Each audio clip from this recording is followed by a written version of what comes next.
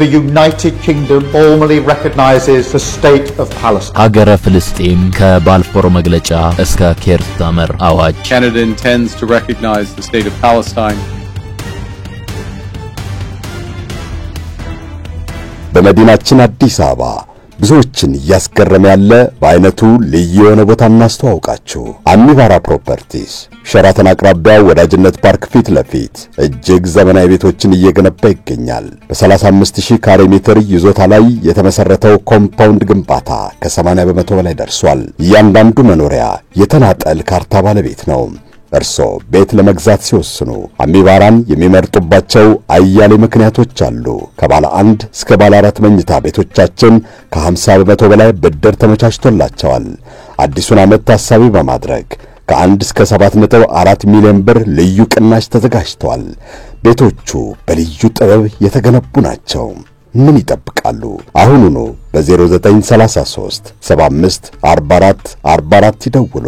አሚባራ ፕሮፐርቲ። Australia will recognise the right of the Palestinian people to a state of their own. ላለፉት በርከት ያሉ 10 ዓመታት የፍልስጤም የሀገርነት ጥያቄ ከተባበሩት መንግስታት ውሳኔዎችም ሆነ ከዓለም አቀፍ ሕጎች የፊት ገጽ ተነጥሎ አያውቅም። በተከታታይ የተደረሱት የመንግስታቱ ድርጅት ውሳኔዎችም ለፍልስጤማውያን የራስን ዕድል በራስ የመወሰን መብትን የሚያረጋግጡና እስራኤልም በሕገወጥ መልኩ ከያዘቻቸው ግዛቶች እንድትወጣ ጥሪ ያቀረቡ ነበሩ። ይህን ተከትሎም በአውሮፓውያኑ 1988 PLO በቁጥር ከ100 በሚልቁ ሀገራት ያገኘውን የፍልስጤም ሀገርነት ዕውቅና መሰረት አድርጎ ሀገረ ፍልስጤምን ያወጀ ሲሆን በፈረንጆቹ 2012 ደግሞ ራሱ የተባበሩት መንግስታት ፍልስጤምን የታዛቢነት መቀመጫ በምክር ቤቱ ሰጥቷታል። We shall now begin the voting process. ባለፈው አንድ ወር የታየው ሁነት ግን በታሪክ ልዩ መታጠፊያ ተደርጎ የሚወሰድ ነው። በርከት ያሉ የምዕራብ አውሮፓና የአሜሪካ ወዳጅ የነበሩ ሀገራት ለፍልስጤም ሀገርነት ዕውቅናን በተከታታይ ወደ መስጠት ተሸጋግረዋል። እንግሊዝ፣ ካናዳ፣ አውስትራሊያ፣ ፖርቱጋልና ፈረንሳይ ስትራቴጂያዊ ለውጥ የሚያመጣውን ዕውቅና በመስጠት ረገድ የፊት ሰልፈኞች ሆነዋል። በተለይም እንግሊዝ በዋና ከተማዋ ሎንዶን የፍልስጤም ኤምባሲ በይፋ ተከፍቶ ስራ እንዲጀምር መፍቀዷ አንድምታውን ከሁሉም ያልቀዋል። በእርግጥም ላለፉት 70 ዓመታት በተለይም ደግሞ ላለፉት 2 ዓመታት ዓለም ፊቱ ለተመደረከለት የንጹሃን ፍልስጤማውያን ጭፍጨፋ ክፉን መሰረት በመጣል ረገድ በታሪክ የእንግሊዝን ያህል ድርሻ የሚኖረው መንግስት የለም። ምናልባትም ለፍልስጤም ግዛት የሀገርነት ዕውቅና መስጠቷ ከየትኞቹም ሀገራት የላቀ ፖለቲካዊ አንድምታ እንዲኖረው የሚያደርገውም ያንን በሺዎችና ሚሊዮኖች ሕይወት ላይ የፈረደችበትን አዋጅ በሌላ አዋጅ የተካች ተደርጎ በመታሰቡ ሊሆን ይችላል።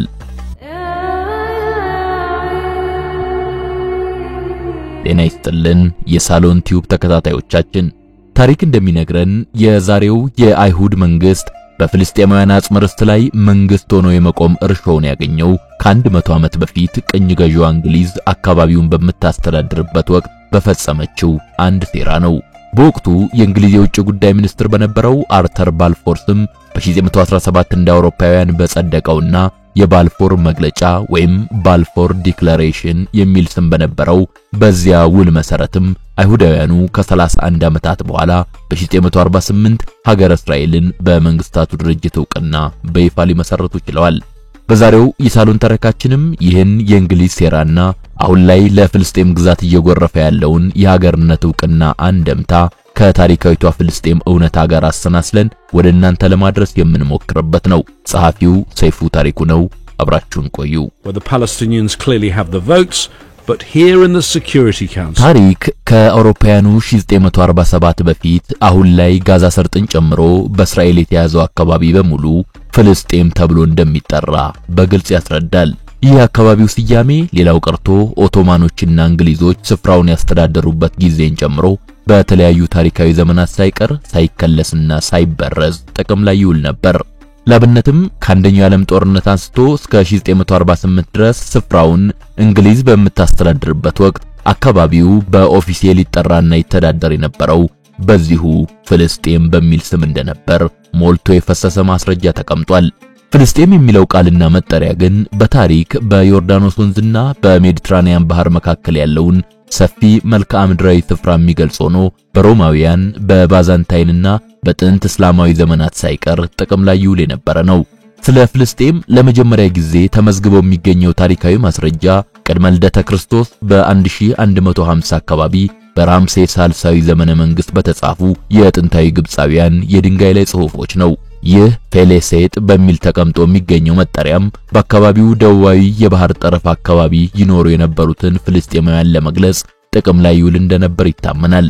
ሆኖም ከዮርዳኖስ ወንዝ እስከ ሜዲትራኒያን ባህር ያለውን ሰፊ ግዛት ፍልስጤም በሚል ስም ይጠራ እንደነበር የሚያመለክተው የመጀመሪያው ታሪካዊ ማስረጃ የሚገኘው ቅድመ ልደተ ክርስቶስ በ5ኛው መቶ ክፍለ ዘመን በጥንታዊው ግሪካዊ የታሪክ ጸሐፊ ሄሮዶቶስ ሥራ ውስጥ ነው።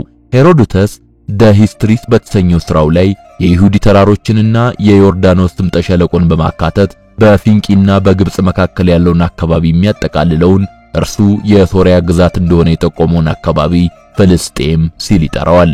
ከዚህም በመነሳት የስሙ መነሻ ባህር ዳርቻ ከሚኖሩ ጥንታዊ ግብፃውያን ጋር የተገናኘ ቢሆንም ፍልስጤም የሚባል ራሱን የቻለ መልክዓ ምድራዊ ከባቢ ያለው ጽንሰ ሐሳብ ግን ከክርስቶስ ልደት በፊት ከ5ኛው መቶ ክፍለ ዘመን አንስቶ በግሪክ ስነ ጽሑፍ ላይ በጉልህ ተመላክቶ እንደኖረ መረዳት ይቻላል።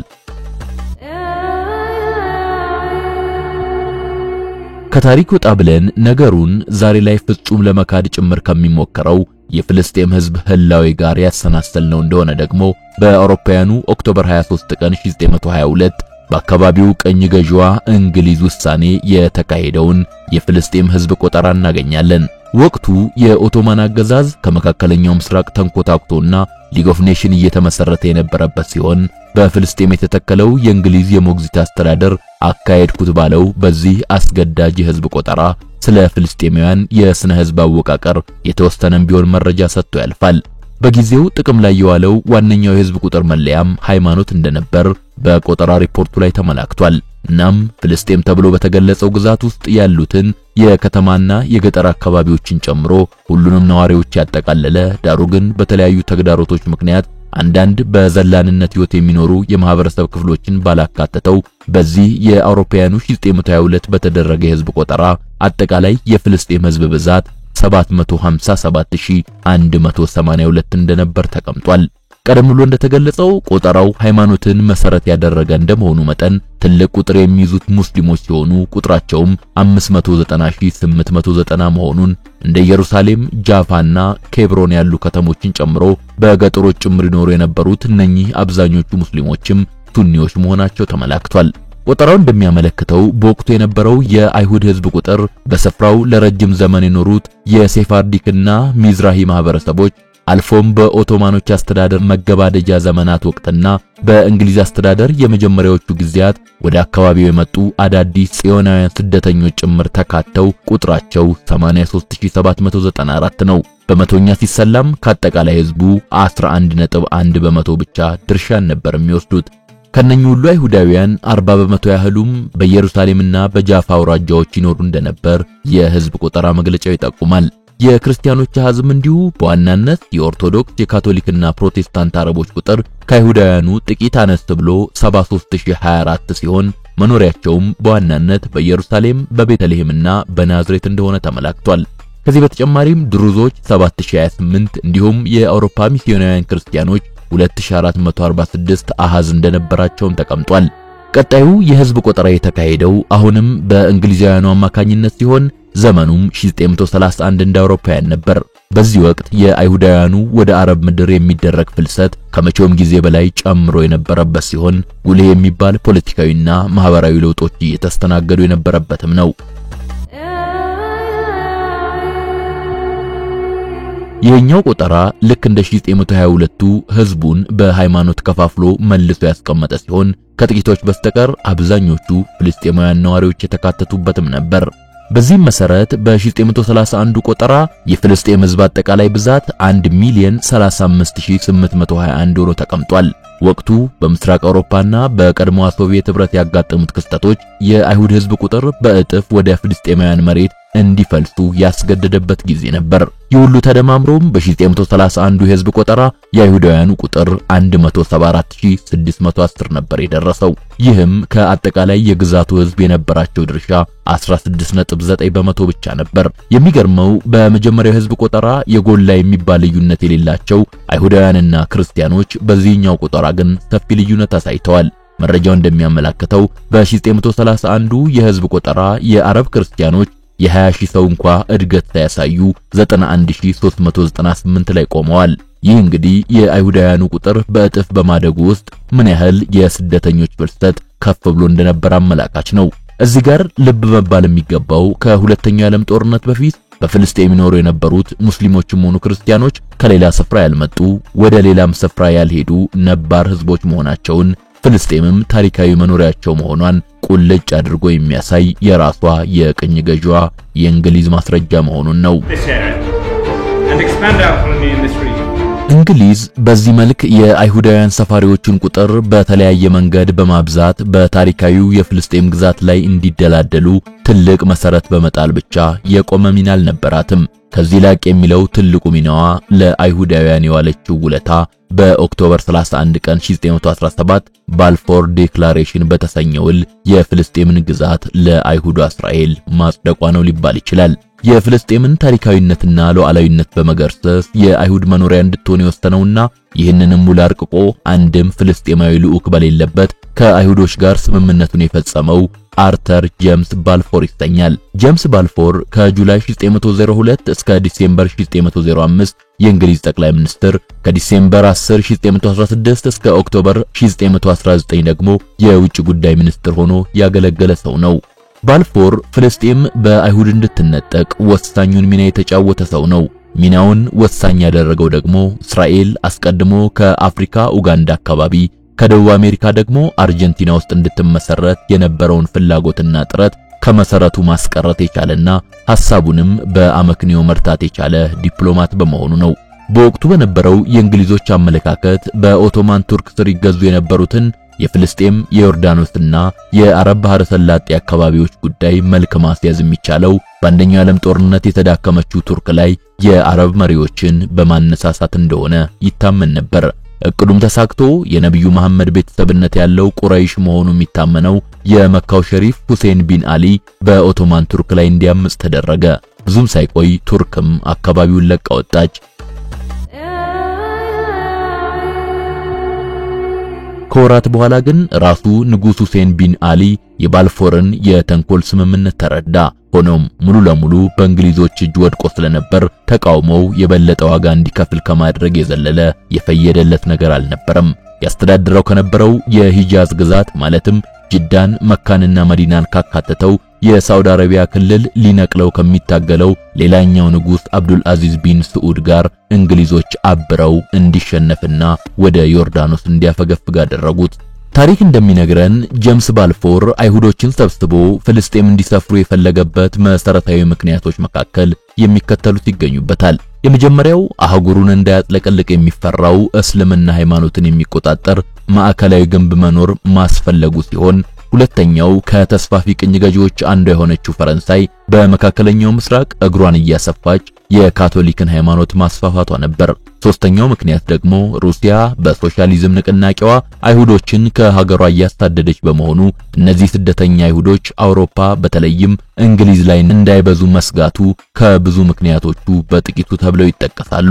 በዚህ መሰረት የባልፎር ስምምነት ከ100 ዓመት በፊት በእንግሊዝና የአይሁድ ተወካዮች መካከል ሲፈረም የመሬቱ ባለቤቶች የሆኑት ፍልስጤማውያን ወይም ከአረቡ ዓለም ለውይይት እንኳን የተጋበዘ አንድም ግለሰብ አልነበረም።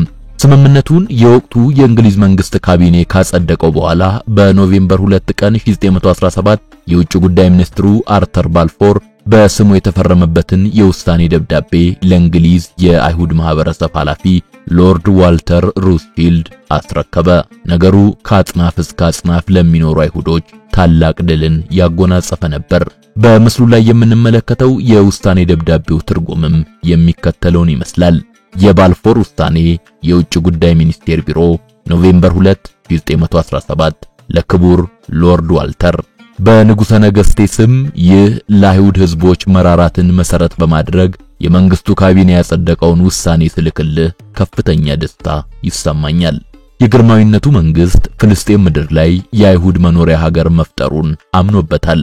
ለዚህም መሳካት አስፈላጊውን ሁሉ ግብአት በማመቻቸት ግቡን ለመምታት ቆርጦ ተነስቷል። ያም ሆኖ ግን በግልጽ መታወቅ ያለበት አይሁድ ያልሆኑ ሌሎች በፍልስጤም የሚኖሩ ማህበረሰቦችን የሲቪልና እምነት መብት መከበር እንዳለበት ይሰመርበት። ከዚህ ተቃራኒ የሆነ ማንኛውም ድርጊት መፈጸም የለበትም። እንዲሁም በየትኛውም ዓለም የሚገኝ የአይሁድ መብትና ፖለቲካዊ ሐሳብም ጭምር። ይህ የመንግስቴን ውሳኔም ለዓለም አይሁዶች ማህበር ብታሳውቅልኝ ምስጋናዬን አበስራለሁ።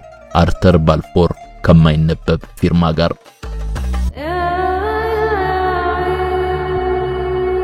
ታሪክ እንደሚያስረዳው ስለ ወደፊቷ ፍልስጤም መታሰብ የተጀመረው ገና የባልፎር መግለጫ ከመውጣቱ 4 ዓመት ቀደም ብሎ ፍልስጤምን ከኦቶማን ቱርክ ለመንጠቅ የእንግሊዝ ጦር ወረራ እያደረገ በነበረበት ወቅት ነው። በተለያዩ የአረብ ገዢዎች እርዳታም ቱርክ ተባራ እንግሊዝ ሞግዚት አስተዳዳሪ በሚል ሽፋን ወረራዋን እንዳገባደደች ወዲያውኑ ከአይሁዳውያኑ ጋር ውይይት ጀመረች። ውይይቱ ዳብሮም አይሁዶች በፍልስጤም የመስፈራቸው ነገር ከመቋጫው ሲደርስ አሜሪካ፣ ፈረንሳይ፣ ኢጣሊያና ሩሲያ እርምጃውን እስከ መቃወም ደረሱ። በተለይም የፈረንሳይና ሌሎች አውሮፓውያን ተቃውሞ መነሻ በመካከለኛው ምስራቅ ቅርምት ውስጥ የሚዛን መዛባት ይፈጠራል የሚል ፍርሃት ስለነበራቸው እንደሆነ ይታመናል። እንግሊዝ ግን ወሳኝ በሆኑ 2 ምክንያቶች ሐሳባቸውን መርታት ቻለች። የመጀመሪያው አይሁዶች አንድ አማካይ መስፈሪያ ካልተገኘላቸው የአውሮፓና አሜሪካን ሰላም እንደሚነሱ፣ ሁለተኛው ደግሞ የእስልምና መስፋፋት ለማገድ ከመሃል እንደ አይሁድ አይነት ጠንካራ ዜጋ ማስቀመጥ ግድ ይላል የሚል ነበር። ይህም ሆኖ የፈረንሳይ ቁጣ በቀላሉ የማይበርድ ስለነበር ሊባኖስን በካቶሊክ አማኞች እንድትሸፍን እንግሊዝ ስምምነቷን ገለጸች። በዚሁ ስምምነት መሰረትም ፈረንሳይ ካቶሊኮችና የማሮናይት ክርስቲያኖች በበላይነት የሚኖርባት ሊባኖስ የምትባል ሀገር በሴፕቴምበር 1 ቀን 1920 መሰረተች። የባልፎር ውሳኔ ወደ መሬት ከመውረዱ 7 ወር ቀደም ብሎ የጊዜው የሮማ ፓፓ ፖፕ ቤኔዲክት 15ኛ በሜይ 6 ቀን 1917 በፍልስጤም መወረር መስማማታቸው ኢጣሊያና ፈረንሳይ ገብተውበት የነበረውን ፍጥጫ ካረገቡ ምክንያቶች አንዱ እንደነበርም በታሪክ ተመዝግቦ ይገኛል። በዚያው ዓመት በሴፕቴምበርና ኦክቶበር ወራት መጀመሪያም ከአሜሪካ ጋር በተደረገው የማራቶን ውይይት ደግሞ እንግሊዝ የአይሁዶች መኖሪያ ሀገር አስፈላጊነቱን ለዋሽንግተን ማሳመን ቻለች። እንግሊዝ የባልፎርን አዋጅ በመተግበሩ ሂደት ከፍተኛ ሥራ እንዲሰሩ ከመደበቻቸው የፓርላማ ሰዎች አንዱና ወሳኙ ደግሞ አይሁዳዊው ሄርበርት ሳሙኤል ይጠቀሳል። ሳሙኤል ከእንግሊዝ ወደ ፍልስጤም ሄዶ በአስተዳዳሪነት እንደተቀመጠ መጀመሪያ የወሰደው እርምጃ የዕብራይስጥ ቋንቋ ከአረብኛና እንግሊዘኛ ቀጥሎ 3ኛው ብሔራዊ ቋንቋ እንዲሆን ማድረግ ነበር። አስከትሎም ኢየሩሳሌም ውስጥ የሚገኙ ጎዳናዎችን በአይሁድ ስያሜ መሰየም፣ ቀጥሎም አረብ ፍልስጤማውያን መሬቶቻቸውን ለአይሁዶች እንዲሸጡ መስራትና ሌሎችም ተግባራትን ማከናወን ቻለ። ሄርበርት ሳሙኤል ከ2000 ዓመታት በኋላ ኢየሩሳሌም ውስጥ በሹመት መቀመጥ የቻለ የመጀመሪያው አይሁድ መሆኑ ይነገራል። አውሮፓና አሜሪካ የሚገኙ ሀብታም አይሁዶችን እያስተባበረ ገንዘብ በመሰብሰብ ከአረቦች በርካሽ መሬት በመግዛት በርካታ አይሁዶችን አስፍሯል። እንደ አስፈላጊነቱ ከእንግሊዝ መንግስት በጀት እየተመደበለትም ቁልፍ የሚባሉ የፍልስጤማውያን ንብረቶችን እየገዛ ባለሀገሮቹ እንዲሰደዱ አድርጓል። ምንም እንኳን የባልፎር ውሳኔ ፍልስጤማውያን ያልመከሩበት ቢሆንም በስምምነቱ ውስጥ ግን ፍልስጤማውያን በሀገራቸው የሲቪልና የእምነት ነጻነታቸው እንዲከበር ያዛል። ይህ ውል ወረቀት ላይ ከመስፈሩ ውጪ በተግባር እንዲተረጎም ግን እንኳንስ እስራኤል አጽዳቂው የእንግሊዝ መንግስት እንኳ በይፋ አምኖ ለመቀበል 100 ዓመት ወስዶበታል። እንግሊዝ የፍልስጤማውያን መብት ይከበር የሚል አቋም የያዘችው ከ8 ዓመት በፊት በፈረንጆቹ 2017 በተባበሩት መንግስታት ስብሰባ ላይ እንደነበር ልብ ይሏል። አሁን ደግሞ የኬር ስታመር አስተዳደር ለፍልስጤም ግዛት የሀገርነት ዕውቅናን ወደ መስጠት ተሸጋግሯል። በአጠቃላይ ዛሬ በዓለም ላይ ለሚታዩ ብጥብጥና ጦርነቶች መሰረታዊ መንስኤ በቅኝ ግዛት ዘመን የተተከሉ ተንኮፎች መሆናቸው አያከራክርም። በተለይም እንግሊዝ የቀበረችው የተንኮል ቦምብ በየሀገሩና አህጉሩ ጊዜውን እየጠበቀና እየፈነዳ ለብዙ ሚሊዮኖች እልቂት ምክንያት መሆኑ አልቀረም። የመካከለኛው ምስራቅ የጋዛ እውነታም ይህንኑ ያረጋገጠ ነው። የዚህ ሁሉ መዘዝ ምክንያት የሆነውን የባልፎር ዲክላሬሽን ያጸደቀው ሰር ጄምስ ባልፎር ከ94 ዓመት በፊት በ81 ዓመቱ ከዚህ ዓለም በሞት ቢለይም ለሚሊዮን ፍልስጤማውያን ሞት፣ ስደትና ሀገር ማጣት እንደ ቁልፍ ምክንያት ሆኖ በታሪክ ከመጠቀስ ግን አልዳንም። የሱና የሀገራቸውን ታሪክ ለማረም የሚዳዱ የሚመስሉት የዛሬው እንግሊዝ ጠቅላይ ሚኒስትር ኬር ስታመርም ከሰሞኑ በሰጡት መግለጫ በመካከለኛው ምስራቅ እየጨመረ ካለው አስፈሪ ሁኔታ ጋር ተያይዞ የሰላም ዕድልንና የሁለት ሀገር መፍትሄን ተግባራዊ ለማድረግ በእኛ በኩል የድርሻችንን እንወጣለን በማለት በዋና ከተማቸው ሎንዶን ኤምባሲ ከፍተው የፍልስጤም ባንዲራ በቀጥታ ስርጭት እንዲውለበለብ አድርገዋል። በአሁኑ ወቅት የፍልስጤም ግዛት ከ193 የተባበሩት መንግስታት ድርጅት አባል ሀገራት በ157ቱ ሉዓላዊ ሀገር ስለመሆኑ ዕውቅና ያገኘ ሲሆን ይህም 81 በመቶ የዓለም አቀፉ ማህበረሰብ ፍላጎት የሚወክል ነው። በተጨማሪም የተባበሩት መንግስታት ድርጅት ታዛቢ በሆነችው የካቶሊክ ቤተክርስቲያንና የቫቲካን የበላይ ጠባቂ ቅድስት መንበርም ዕውቅናን አግኝቷል። በዚህ መልክ ለፍልስጤም ግዛት ዕውቅና መሰጠቱ ከምንም በላይ የፍልስጤማውያንን ዓለም አቀፋዊ አቅም አንድ እርከን ከፍ ከማድረግና ከማጠናከር ጎን ለጎን አሁን ላይ በዘር ማጥፋት ወንጀል የዓለም አቀፉ የወንጀለኞች ፍርድ ቤት ታዳኝ የሆኑትን የእስራኤል ባለስልጣናት በወራሪነት ተጠያቂ ለማድረግ ያግዛል ተብሎ ይታመናል። በዚህ መልክ ለፍልስጤም ሀገርነት ዕውቅና የመሰጠቱ ሂደት ብቻውን ግን የጋዛ ጦርነትን ለማስቆምም ሆነ የእስራኤልን የከፋ የወረራ ተግባር ለመግታት አያስችልም። በተለይም እንደ አሜሪካ ያሉ በመንግስታቱ ድርጅት ድምጽን በድምጽ የመሻር መብት ያላቸው ሀገራት በነገሩ ላይ ያላቸው አቋም ተመሳሳይ ሆኖ እስከዘለቀ ድረስ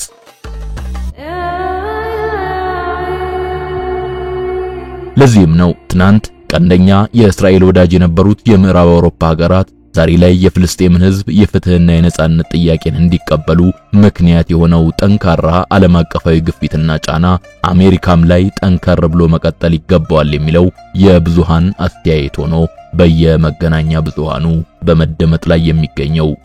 ሰላም ለዓለማችን።